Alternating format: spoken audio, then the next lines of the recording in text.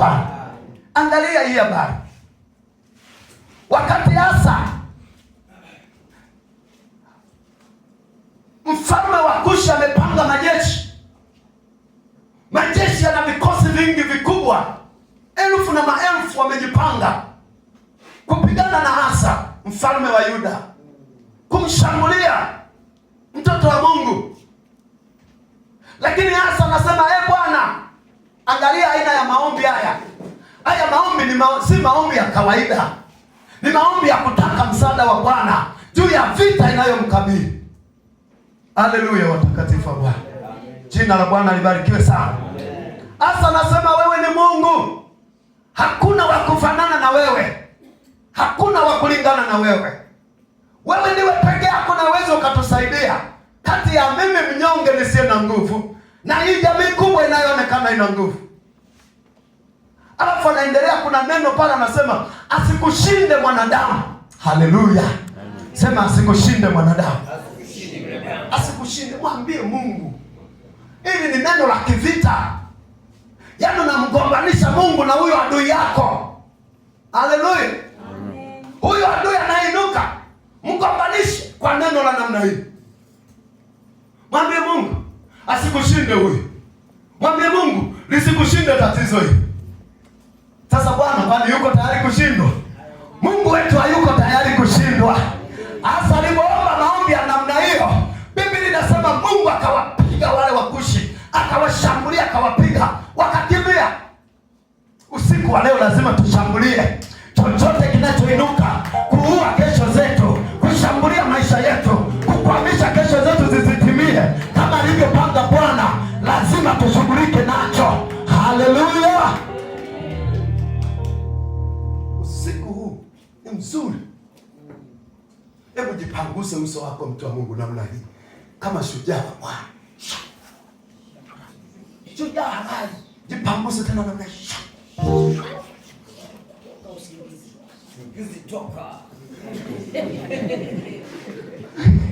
Haleluya. Jina la Bwana libarikiwe sana. Kwa hiyo unapoomba maombi ya namna hiyo, uwe na uhakika unaamsha nguvu za Mungu zikafanye kazi. Unaamsha uweza wa Bwana ukashughulike na adui zako. Mgombanishe Mungu na hilo tatizo, mgombanishe. Mwambie Mungu, lisikushinde hili tatizo, lisikushinde. Asa alilia akasema, wewe Mungu, asikushinde mwanadamu, asikushinde. Anakushindaje mwanadamu? Linakushindaje tatizo hili Mungu? Linakushindaje? Kataa kufikia kesho ambayo sio ya kwako. Kataa, na inawezekana.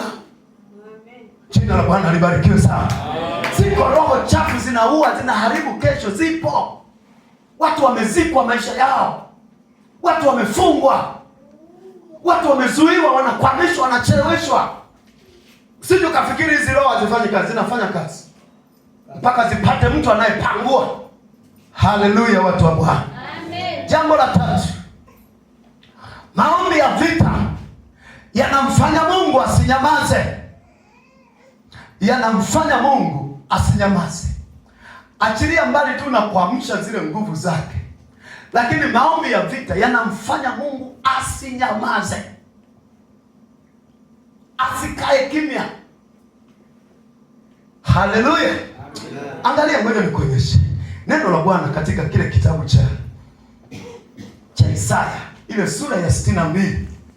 Kuna neno pale 62, ule mstari wa kwanza mpaka wa 4. Haya si maombi ya kawaida, ni maombi ya vita ambayo yanamfanya Bwana asinyamaze. Biblia inasema, kwa ajili ya Sayuni sitanyamaza. Sema, sitanyamaza. Sitanyamaza. Na kwa ajili ya Yerusalemu sitatulia. Sema, sitatulia. Sitatulia. Mungu anakosa utulivu kwa ajili yako. Mungu anakosa kutulia mpaka afanye nini? Angalia kule chini anasema hivi, sitanyamaza, sitatulia hata haki yake itakapotokea kama mwangaza, na wokovu wake kama taa iwakayo. Na mataifa wataiona haki yako, na wafalme wote watauona utukufu wako. Nawe utaitwa jina jipya litakalotajwa na kinywa cha Bwana, nawe utakuwa taji ya uzuri katika mkono wa Bwana na kilemba cha kifalme mkononi mwa Mungu wako. Bwana Yesu asifiwe sana. Kwa ajili yako Mungu hata nyamaza, kwa ajili yako Mungu hata tulia. Wakati gani? Unapofanya maombi ya vita. Kwa nini? Kwa sababu kuna watu wamechelewesha haki yako, kuna watu wamenyang'anya haki yako, kuna watu wanazuia haki yako. Mungu anasema sitanyamaza. Haki zetu nyingi sana zimezuiwa, zimekwamishwa, zinacheleweshwa, zimekaliwa mahali, na huyu aliyekalia hataki kuachia, hana mpango wa kuachia. Huyu lazima achie kwa nguvu. Wanaoamini waseme amen. Kuna mahali vitu vinatakiwa kulazimishwa, lazima. Hataki kuachia kikawaida, anaachia kwa nguvu. Na uzuri wake, Mungu amewachagua vijana kwa sababu mnazo. Kijana, usiwe dhaifu kwenye maombi, usiwe dhaifu kwenye maombi, usiwe legelege kwenye maombi. Na kusihi sana,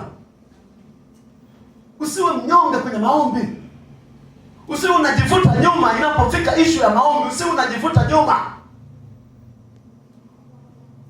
Haleluya, watakatifu wa Bwana. Jina la Yesu libarikiwe sana. Wacha Mungu asinyamaze kwa ajili ya maisha yetu leo. Wacha Mungu aingilie kati mambo yote leo.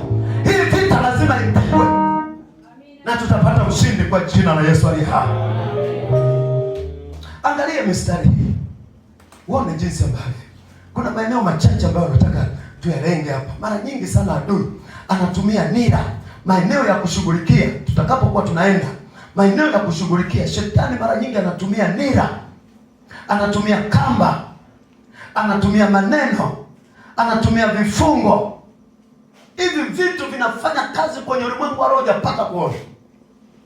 Na wachawi na waganga na mizimu na miungu wanatumia hayo maeneo, wanatumia kwa nguvu kubwa, kwa sababu wanajua wengi hatushughuliki.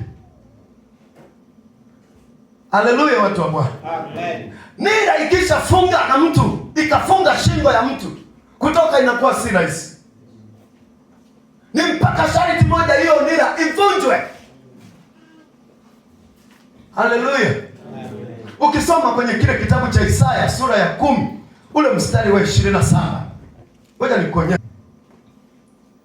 Tena itakuwa katika siku hiyo, mzigo wake utaondoka begani mwako na nira yake shingoni mwako, nayo nira itaharibiwa kwa sababu ya kutiwa mafuta. Hivi vitu vimeandikwa, ni kweli, vipo, vinafanya kazi. Unaweza ukafungishwa nira ya roho ambazo hazikuachiki rahisi, ya matatizo ambayo hayakuachiki rahisi, lakini Mungu kwa nguvu zake, kwa uwezo wa Roho Mtakatifu, na kwa kufanya maombi ya vita ya namna hii, anasema itakuwa siku hiyo nitaivunja hiyo nira itoke shingoni mwako, na huo mzigo ambao anakuwa amekubebesha anauondoa. Haleluya, watakatifu wa Bwana. Hizo nira lazima ziondoke.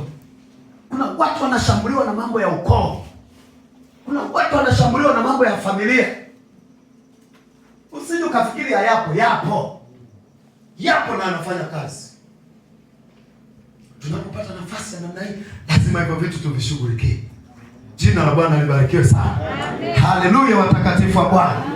Angalia mstari wa mwisho, Zaburi ile sura ya 2 mstari wa 2 mpaka ule wa 3.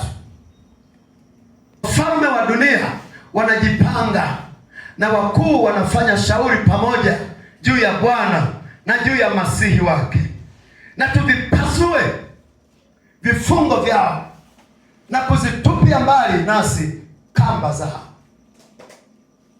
Umesikia mtu wa Mungu?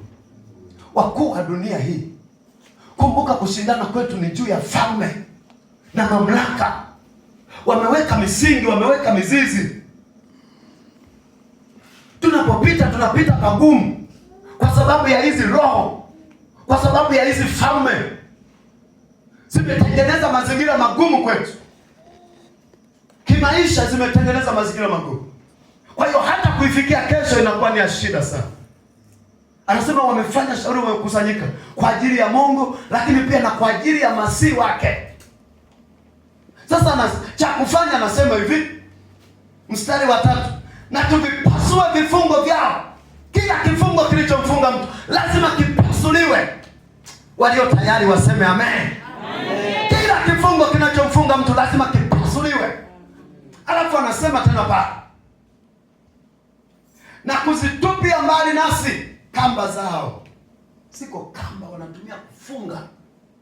Funga watu, funga maisha ya mtu, funga vitu vya mtu, funga. Lazima tuvitupe mbali. Haleluya. Amen. Hii jeshi si liko sawa sawa, si ndio? Amen. Liko sawa sawa. Amen. Hebu mtikise jirani yako, mwambie uko tayari. Yaani hapa ndio pazuri sana pa kufanya maombi ya vita. Tuone kama huyu mtu anapiga vita. Haleluya. Amen. Kamba zinafunga maisha ya watu. Kata kila kamba, hata kama huioni. Unaweza usione, lakini unaona tu jinsi ambavyo unapata shida kufikia kesho zako, unapata shida, unapata changamoto. Usije ukafikiri ni hali ya kawaida. Kuna vitu kwenye ulimwengu wa roho. Haleluya. Kuna mdada mmoja walimfukia. Anasema walichokifanya wakachukua, mara pengi nimeshuhudia kwa sababu Mungu amefanya. Nataka na hapa nikuonyeshe namna hii. Chukulia hiki ni kama kinyago. Wamekichora kinyago, wamekichonga kinyago. Halafu hiki ndio kichwa, wameandika jina la huyo dada hapa. Wamechimba kaburi, wamekifukia. Wamefukia mpaka shingoni. Usawa wa shingo kote huku wamefukia. Kwa hiyo imebaki tu shingo. Alafu wakanena maneno wakasema, kama tulivyofukia tukabakiza kichwa, ndivyo alivyo maisha yako. Maana tumekubakizia hewa tu na pumzi, lakini kimaisha huyu mtu ameshazikwa. Wakamaliza hapo, wakachinja na mbuzi, wakamaliza, wakafanya chochote, wakaondoka. Yule mtu akaanza kupata shida. Akaenda mpaka chuo cha ualimu, lakini mambo yake yakazidi kuharibika. Kumbe kuna mambo wamemfanyia. Ni kijana mdogo, lakini wamemfanyia uchawi, wamemfanyia uganga, wamemfukia kwenye kaburi. Anahangaika, binti wa watu anahangaika, watu wameshamzika. Atafikia kesho huyu asiposaidiwa na Bwana, inakuwa ni ngumu sana. Lakini ashukuriwe Mungu, watu wa Mungu wakaanza kuomba. Ndipo zikajifunua zile roho kwamba kwa nini mnaingilia vita sio yenu? Huyu tulishakabidhiwa, huyu tulishamfukia. Kabidi kwanza kufukua. Jina la Bwana libarikiwe sana. Jizoeze mtu wa Mungu kufanya maombi ya vita. Ulimwengu tunaoishi ni wa vita. Mungu wetu ni Mungu wa vita pia. Amen. Anatufundisha mikono yetu kupigana vita, sio vya mwili, ni vya roho. Safiri kwenye ulimwengu wa roho wako. Pangua kila kinachokuzuia, ondoa kila kinachokukwamisha, ondoa kila kinachokusumbua, ili usije ukafikia kesho yako. Hebu tusimame tufanye maombi.